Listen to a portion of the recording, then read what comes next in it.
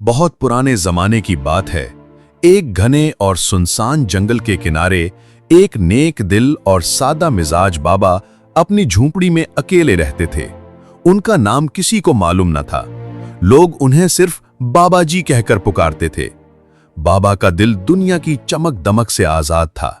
वो दिन भर इबादत करते, जंगल से फल फूल जमा करते, लकड़ियां चुनते और शाम को अपने छोटे से चूल्हे पर रोटी पकाते।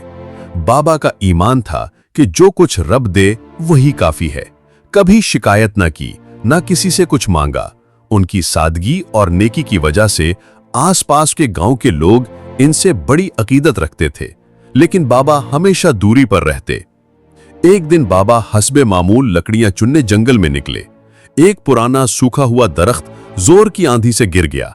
दरख्त की जड़ों के नीचे एक मिट्टी का पुराना सा मटका दबा हुआ नजर आया। बाबा ने उसे खोदकर बाहर निकाला। जब ढक्कन खोला तो आंखें हैरत से फट गईं। मटका सोने के चमकते हुए सिक्कों से भरा हुआ था।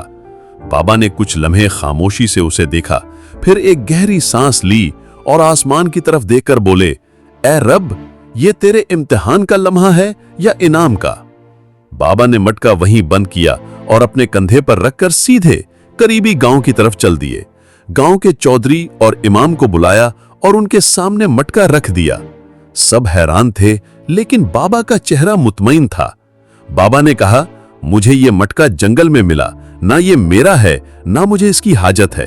अगर किसी का है तो लौटा दो, वरना उसे उन पर खर्च करो जिन्हें वाकई जरूरत है। चौधरी और इमाम ने मशवरे से फैसला किया कि ये सोना गांव की फलाह व बहबूद पर लगाया जाए। उस सोने से एक यतीम खाना बनाया गया, एक कुआं खुदवाया गया और गरीब बच्चों के लिए एक छोटा मदरसा कायम किया गया। पूरे गांव ने बाबा की ईमानदारी और कुर्बानी की तारीफ की। कुछ लोगों ने इनाम देना चाहा, मगर बाबा ने नरमी से इनकार कर दिया। बाबा वापस अपनी झोंपड़ी में चले गए, वैसे ही सादा, वैसे ही खामोश, मगर अब उनका नाम गांव के हर बच्चे की जबान पर था और उनके अमल से लोग सबक सीखने लगे।